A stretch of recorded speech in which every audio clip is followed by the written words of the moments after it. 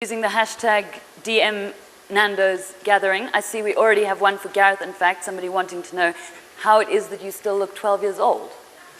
Gareth is, in fact, next up. He needs little introduction, I'm sure, but one of South Africa's best-known voices and faces, established himself as a household name as the presenter for 5FM's breakfast show, has now daringly struck out on his own with the internet radio station Cliff Central, and is also known for his hard-hitting and often wrong opinions.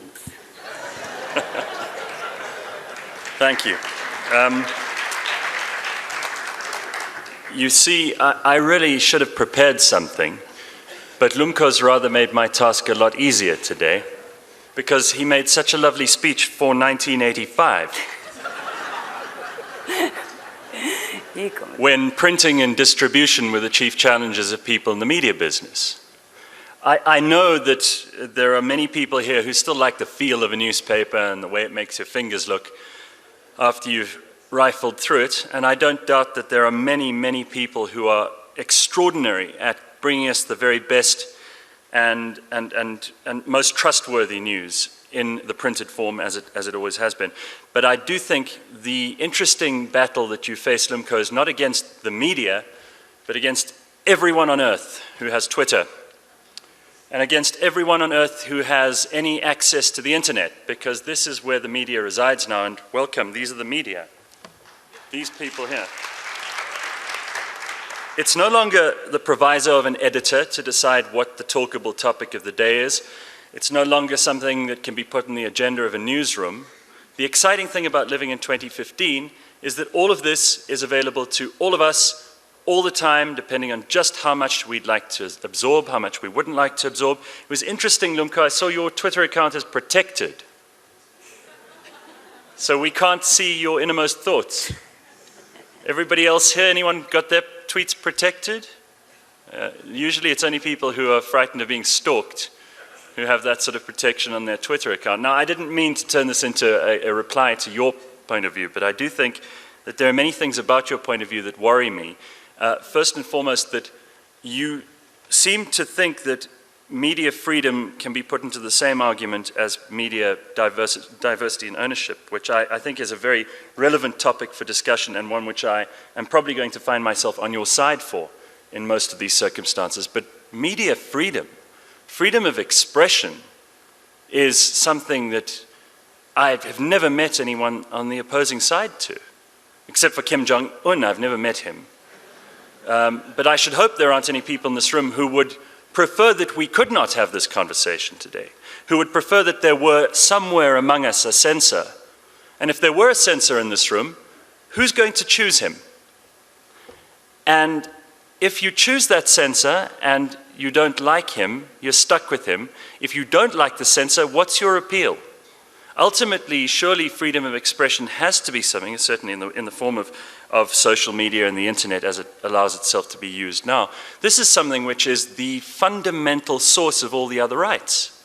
If we can't think, say what we think, do what we say, these are not only the definitions of integrity, these are also the definitions of the basis of every other right in our Constitution. If you don't have freedom of expression first, the others don't come into play.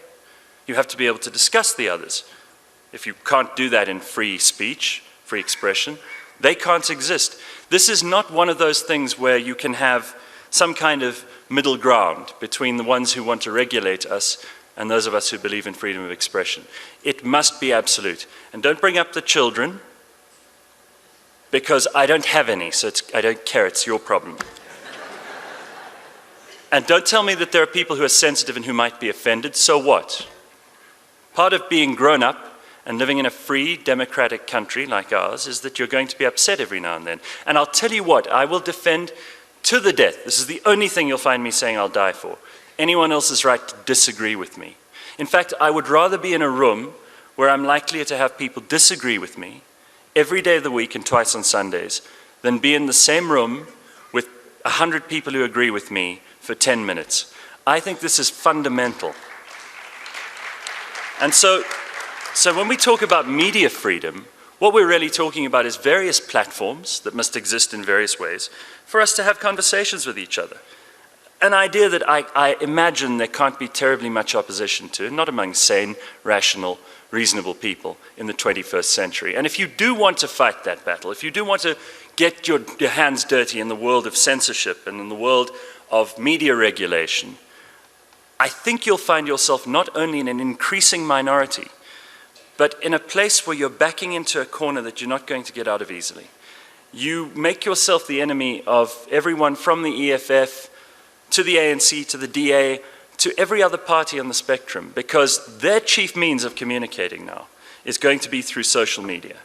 Their chief means of communicating is not going to be through pamphlets handed out under streetlights, or through newspapers, or even through internet radio. It's going to be via their own media channels. And this is where people, every person in this room is now a broadcaster, whether you like it or not. I think it's very exciting. I think it's terrific, because now all the responsibilities I've had to bear at the Broadcasting Complaints Commission for the last 16 years, you have. And we must all be responsible with what we tweet. And it's no longer something we need government to regulate us on, because it's this peer system. It's a marvelous system. If someone says something stupid or racist or bigoted, the rest of us will climb into them. They won't do it again. They'll learn their lesson the hard way. Many people have been caught out. Many people have fallen. I think we're adult enough to regulate ourselves when it comes to freedom of expression. And I don't think there is a media worth making rules about anymore, because it's everywhere and it's everyone. This is the benefit of being truly free. This is the benefit of living in 2015, and this is why I believe that this is a genie that has come out of the bottle and you'll never get it back in. Thank you. Thanks, Gareth. Third up.